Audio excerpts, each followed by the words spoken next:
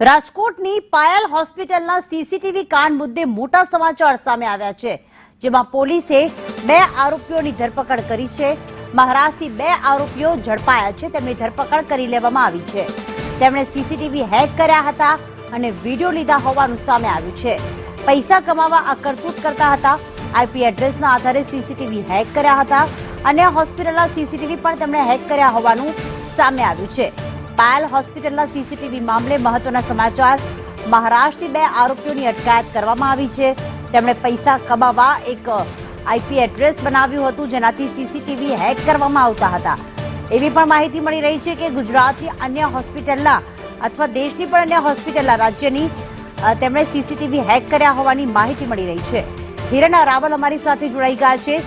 હિરણ, માત્ર આ જે 2 આરોપી પકડાયા છે એમની જ મુખ્ય ભૂમિકા હતી કે પછી ગુજરાતમાં પણ કોઈ એવો આરોપી છે જે તેમને સપોર્ટ કરતો હતો?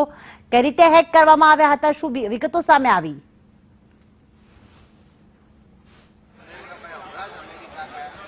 જો સાયબર ક્રાઇમે 2 લોકોની ધરપકડ કરી છે, જેમાં મહારાષ્ટ્રના લાતુર અને સાંગલીથી એક આરોપી છે એની ધરપકડ કરવામાં આવી છે। ત્રીજા એક આરોપી માટે પોલીસની ટીમ છે તે ઉત્તર પ્રદેશની અંદર અત્યારે કામ કરી રહી છે। આ આરોપીઓએ માત્ર ને માત્ર પૈસા કમાવા માટે આ સીસીટીવી હેક કર્યા હતા અને ટેકનોલોજીના જાણકાર હોવાના કારણે આઈપી એડ્રેસ અને વીપીએન એડ્રેસ જે છે એને હેક કરી અને આ સીસીટીવી એમણે ત્યાંથી ચોર્યા હતા।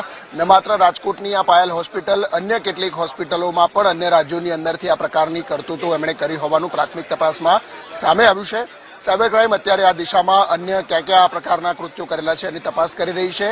અન્ય સાથે કોઈ સંકળાયેલા છે કે કેમ તેની પણ તપાસ ચાલી રહી છે, પરંતુ પ્રાથમિક દ્રષ્ટિએ આ રાજકોટમાં જે 2 લોકોની ભૂમિકા હતી એ 2 લોકોને ધરપકડ કરી દેવામાં આવી છે। 2 મહારાષ્ટ્રના છે, ત્રીજો વ્યક્તિ ઉત્તર પ્રદેશમાં છે, એની પણ અત્યારે ત્યાંથી ટૂંક જ સમયમાં પોલીસને સફળતા મળશે। માત્ર પૈસા કમાવા માટે આ લોકો આ પ્રકારે વિડીયો સીસીટીવી હેક કરી એના વિડીયો ત્યાંથી ચોરી અને પછી ટેલિગ્રામ લિંક ઉપર આ વિડીયો છે તે વેચતા હતા, એ પ્રકારની વાત પણ સામે આવી છે। સાયબર ક્રાઇમે આ એક મહત્વનું ક્રેક જે છે આ કેસની અંદર કર્યું છે અને હજુ એક આરોપીની ધરપકડ ટૂંક જ સમયમાં કરે તો નવાઈ નહીં। સંભવતઃ જો વિધાનસભા ગૃહમાં આ બાબતનો વિરોધ થાય તો ગૃહમંત્રી પણ એનો જવાબ આપી શકે છે। આભાર હિરેન, તમામ વિગતો માટે।